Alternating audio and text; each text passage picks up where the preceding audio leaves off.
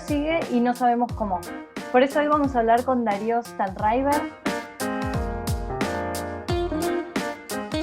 filósofo, sobre este momento que nos toca vivir y cómo lo estamos atravesando. En este contexto tan particular que estamos viviendo, queríamos charlar con vos y empezar preguntándote sobre cómo nos acomodamos en este tiempo sin tiempo. Creo que la detención del tiempo, digamos, obviamente nos permite movernos un poco de los lugares en los que estábamos acostumbrados en lo que es la normalización cotidiana de la vida, ¿no? A mí me resuena fuerte una frase de Shakespeare en Hamlet que dice que el tiempo está fuera de quicio.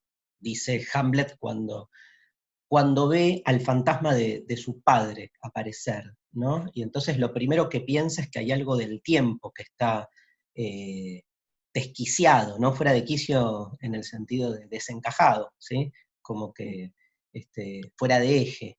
Y sobre todo porque ve un fantasma. Yo creo que hay algo en nuestra normalidad que está directamente ligado al modo en que percibimos el tiempo, y por eso, como Hamlet, como el tiempo está fuera de quicio, nos volvimos fantasmas en algún sentido. Y un fantasma no se acomoda, justamente, está desacomodado todo el tiempo, está en busca de algo que no sabe todavía qué es, ¿no? El fantasma está tratando de encontrarle un sentido a esa zona de intermitencia en la que quedó arrojado entre la vida y la muerte. Yo creo que estamos en algo de eso, en una situación medio fantasmagórica, ¿viste? De no todavía entender dónde tenemos que acomodarnos, digo, porque el tiempo es otro. Y yo creo que no hay que apurar, hay que ver qué se abre, creo que no podemos pensar al tiempo en términos secuencial, o sea, no sabemos cuándo termina la cuarentena, eso nos quita, es como un partido de fútbol que uno no sabe cuándo termina, entonces no puede como repensar las energías, los esfuerzos, no puede planificar, digo, planificar tiene que ver con la existencia de una idea de tiempo lineal, y ahora el tiempo está detenido. Entonces, nada, no, es una posibilidad de desacomodarnos. Yo creo que hay pocas oportunidades como esas en la vida, y más en la vida social. Creo que es de estos acontecimientos que nos golpean en un lugar raro, y teniendo esa posibilidad, me parece como que hay que experienciarla y ver qué pasa. No vamos a salir indemnes, y no tengo apuro por acomodarme, menos pensando en el futuro. O sea, me parece que es más para pensar este presente con toda su novedad, y no estar pendiente de ver qué pasa después, porque por ahí hasta se disuelve la idea previa que teníamos de ese después. Antes teníamos mucho más marcada la división entre, por ejemplo, ocio y producción, ¿no? Salíamos afuera, producíamos, volvíamos al hogar, seguíamos produciendo, trabajo no remunerado, ocio, ¿no? O el ocio afuera y el trabajo adentro. Digo, esas departamentalizaciones, hoy en este presente, en este domingo eterno, como vos dijiste en una entrevista, ¿qué pasa con esa necesidad de producción o esa imposibilidad del ocio? Y está todo explotado, ¿no? Lo que pasa que, digamos, todo depende para mí de la previsión del fin de la cuarentena, que hoy por hoy es una previsión imposible. Una cosa es que esto dure hasta dentro de una semana, y otra cosa es que dure 3 meses más. Si dura una semana más, me parece que, digamos, lentamente la cosa se va a ir normalizando, como en muchos otros momentos, y la cuarentena, digamos, quedará como un recuerdo importante, pero no va a haber como socavado las bases de nada. Ahora, si esto dura 3 meses más, ya es otra realidad, ¿no? Y ahí, como esta indistinción que vos marcás, ya va a ir para otro lado. En términos filosóficos mundanos, te diría, y más existenciales, ¿sí? Tipo, cómo yo, Darío, yo, Belén, me banco la suspensión de la productividad, digamos, ya tiene que ver con una cosa como más, ¿viste?, más singular, de cómo cada uno la lleva. Hay gente que no se banca este estado así como de de letargo, entonces se vuelve hiperproductivo en las pelotudeces diarias de su hogar, ¿no? Y entonces arma planillas, divide trabajo, o sea, arma la división del trabajo familiar, volviendo a formatos, ¿no? Precapitalistas, donde los niños tienen que hacer ciertas tareas, ¿viste?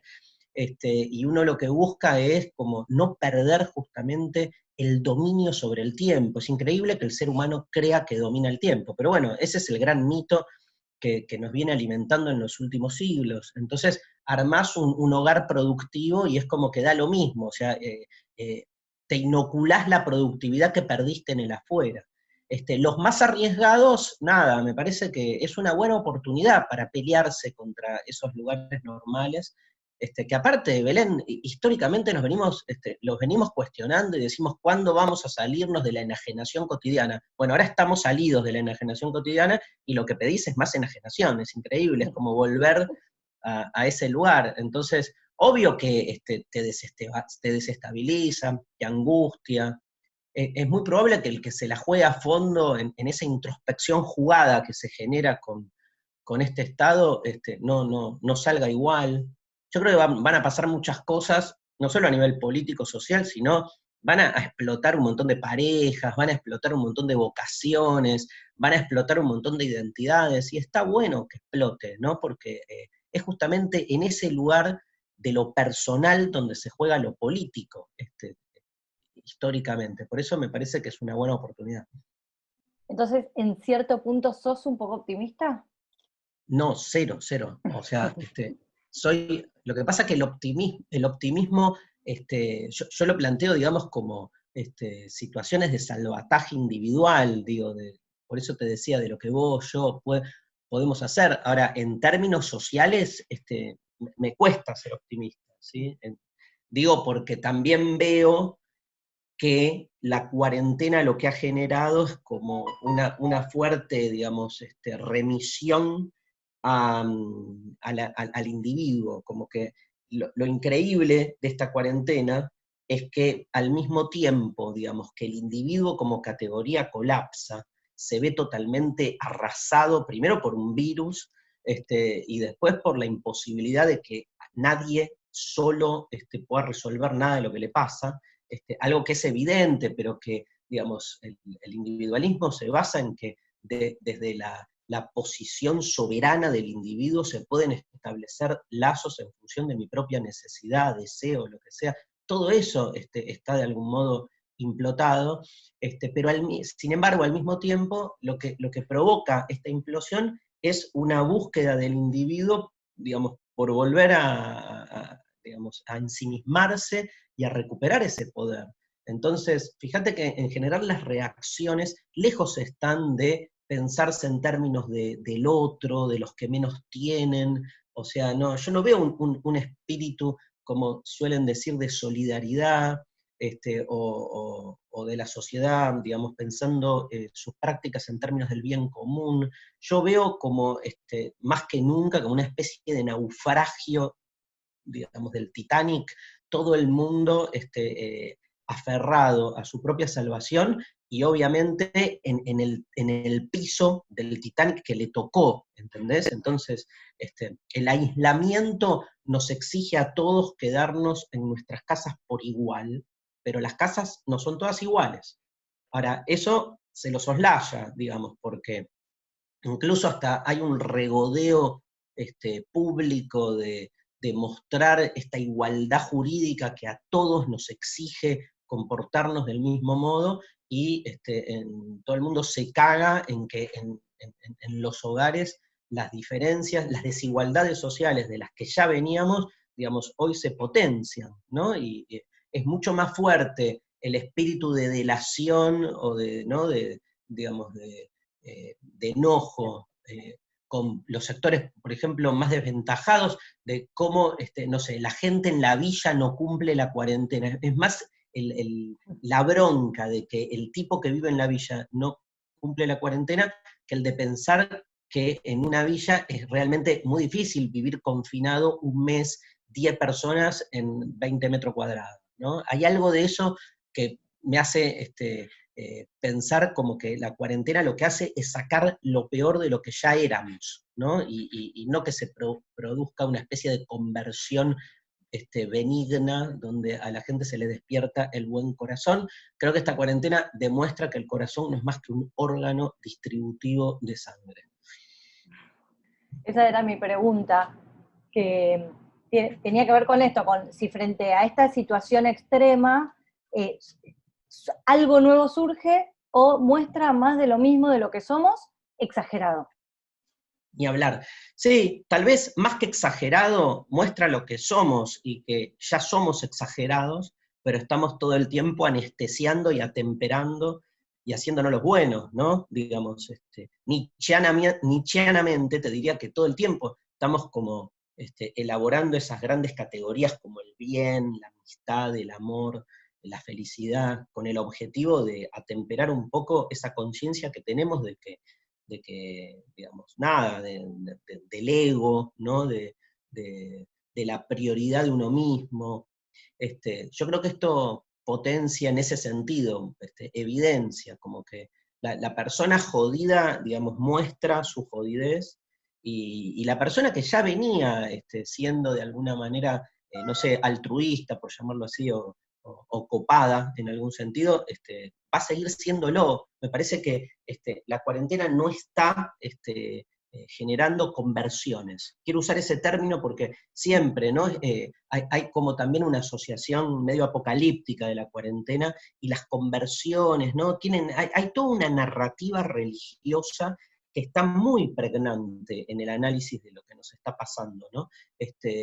Pero bueno, yo descreo de ese optimismo, y sí pienso también, yendo a tu pregunta, por otro lado, como que ya había una predisposición social a este tipo de disciplinamiento y de formato de confinamiento. Y después viene el virus y obviamente la sociedad lo espera ya seteada de ese modo. O sea, a veces olvidamos algo que parece una pelotudez, pero que para gente de ciencias sociales es clave, que una cosa es la pandemia y otra cosa es la cuarentena.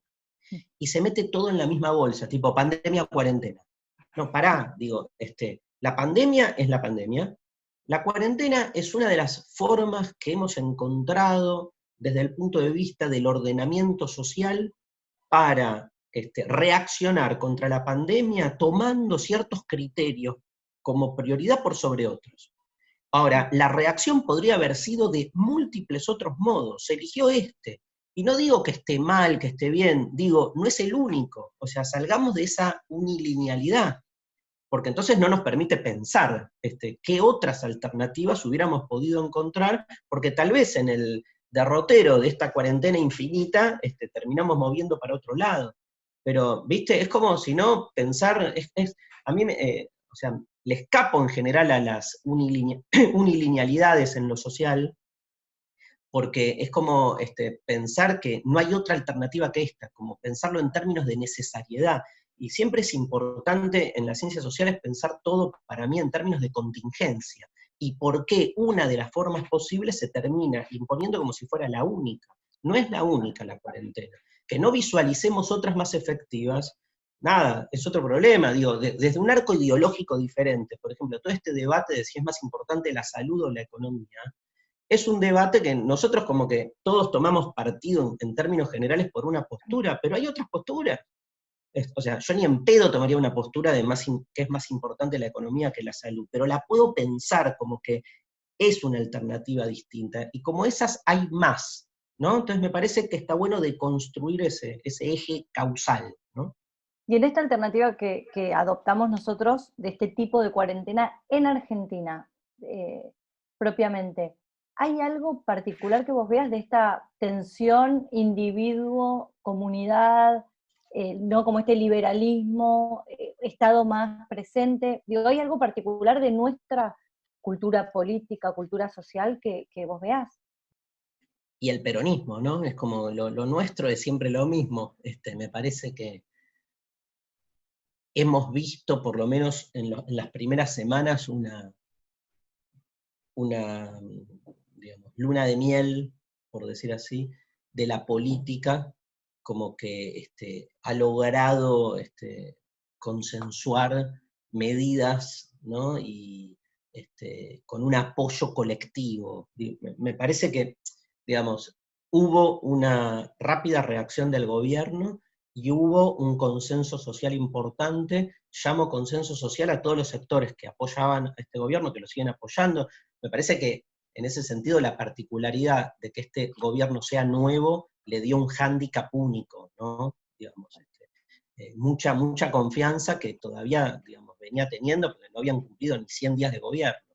Y sobre todo la oposición con cargos digamos, de gobierno, o sea, los gobernadores opositores, pero que tienen una función ejecutiva claramente alineados. Me parece que eso marca una diferencia con otros países muy fuerte, y hoy por hoy podemos decir le dio al gobierno también una interesante, digamos, carácter de eficiencia, porque por ahora, viendo los números, parece que todas las medidas fueron a favor.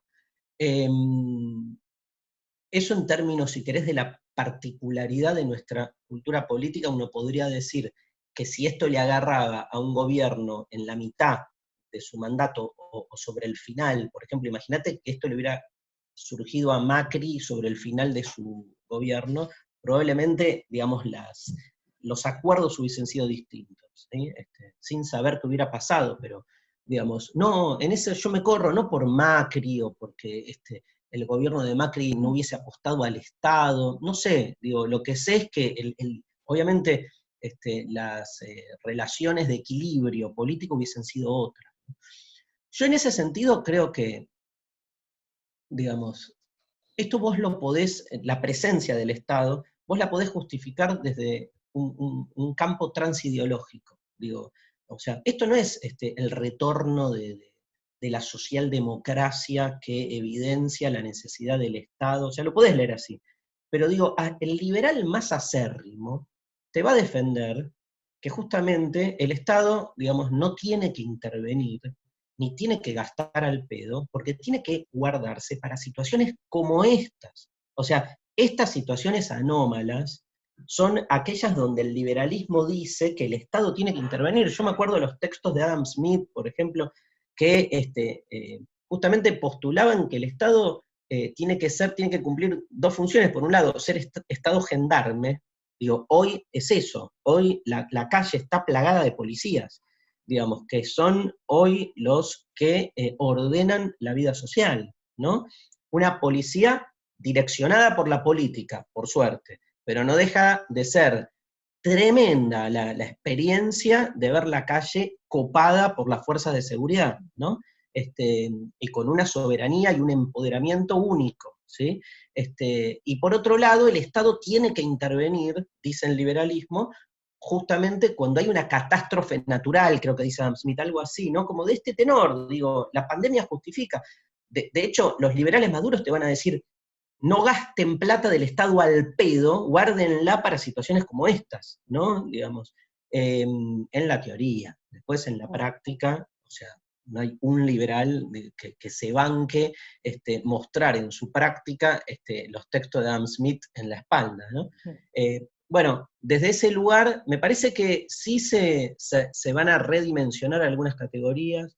Me parece que de acá a muchos años nadie va a desfinanciar la salud pública, ¿no? Es como decir, bueno, por suerte, si algo sacamos positivo de esto, nadie se va a jugar a tanto, ¿viste? Y bueno, evidentemente hay una presencia del Estado diferente. También me parece que hay como un reposicionamiento de la idea de frontera nacional, que estaba como medio caduca, ¿viste? Está bueno lo que dice Preciado, ¿no? Que las fronteras no solo vuelven a ser nacionales, sino que cuando te das cuenta, la frontera ahora es la puerta de tu casa, y si esperás un poco más, la frontera se vuelve el barbijo, ¿no? Hay como una... eso es el miedo que yo le tengo, ¿no? Que la frontera se vuelva cada vez más el individuo. El otro siempre fue el que contagia, incluso antes de la pandemia, imagínate ahora, ¿no? Por eso soy pesimista, no en un sentido snob del pesimismo, sino o sea, nada, yo todos los días me levanto y hago el esfuerzo por creer en Dios, o sea, y ser optimista. No puedo, lo busco y solo veo, como decía Serrat, la mancha en la pared, ¿viste? En el techo, la mancha en el techo. Ojalá, ojalá, digamos, la humanidad vive, pero para mí la humanidad va a ser mejor el día que deje de ser humanidad, y está lejos, ¿no? De ese suicidio. ¿Hay algún aprendizaje, por lo menos de lo político, que crees que va a quedar? No sé, o sea, los que venimos como rompiendo las pelotas con esta idea de que frente a la crisis de la política tradicional, el único camino no es la antipolítica, sino que al contrario, el camino es eso que el feminismo nos ha mostrado en los últimos años con su lucha, que es la frase "lo personal es político", ¿no? O sea, que el camino no es la antipolítica, sino la repolitización, al revés, o sea, la conciencia de que todo acontecimiento es político. Desde esa perspectiva te diría, digamos, que obviamente ganan acá lugar los movimientos medioambientalistas, ganan mucho lugar todos aquellos movimientos que empiezan o que venían ya postulando que lo político se juega en el gesto cotidiano, íntimo, o sea, que la salud es un acontecimiento político, listo, de esa no volvés, ya, o sea, está clarísimo, digamos, hay que terminar de acomodar la noción, pero está claro que, digo, traslada esto a otras cuestiones de salud, va a ser difícil, digamos, ahora cuando se traten otras cuestiones, no sé, el aborto, se vuelven a tratar cuestiones donde de algún modo se entrecruza la salud y lo político, me parece que, bueno, ya hay un cambio de plano, hay una reconciliación de la política con la gestión, y sobre todo para un gobierno como en Argentina, el de Alberto Fernández, que es un gobierno, no tanto, digamos, en este caso, pero si querés, tradicionalmente el peronismo siempre ha apostado, digamos, a un voto ideológico más que un voto de gestión. Y acá, digamos, fue por lo menos hasta ahora lo que prima es una eficacia de gestión, ¿no? Que ese gestionalismo es como más la bandera de los gobiernos más de la centroderecha, más republicanos en la Argentina. Y estar ahora, está empezando a acompañar ese gestionalismo con una conciencia ideológica de que los sectores más desposeídos son los que más necesitan, y entonces el Estado lo empezás a ver como gestionando para ese lugar. Hay que ver qué pasa con la famosa grieta, ¿no? Para mí la declaración más importante de la política de los últimos 2 meses fue la de Susana Jiménez, una política argentina, cuando dijo de una manera desfachatada, como suele decir, que estaba muy contenta con la gestión de Alberto Fernández, que aunque no lo votó, ¿no? Y después pone el acento en un lugar que todo el mundo se le reía, pero para mí es clave, que dice, y yo no soy peronista, ni lo voy a hacer, y no soy panqueque, ¿no? Pero para mí, digamos, con el tema de la grieta, justamente, ese tipo de declaración, que fíjate, Belén, que por algo no salió en la tapa de los diarios, no se le dio el lugar, porque no garpa, ¿viste? Pero hay una forma de salirse de la grieta ahí, porque sin postular un referente político tan importante como ella, diciendo que esto no cambia su identidad, pero sí entiende que hay una construcción de lo político que puede pasar por otro lado. Eso me parece clave. Para mí, digamos, no es que se sale de la grieta, sino se aprende a convivir con el conflicto y a moverse en esos lugares. Cuando alguien, nada, gestiona bien, ¿qué vas a hacer? Y eso no panquequeás, seguís siendo gorila y seguís siendo gorila, pero te sacás el sombrero cuando la cosa gestiona bien. Parece que hay algo de eso que puede dar un aprendizaje interesante. Bueno, Darío, muchísimas gracias por tu tiempo. Nos dejas pensando, como siempre.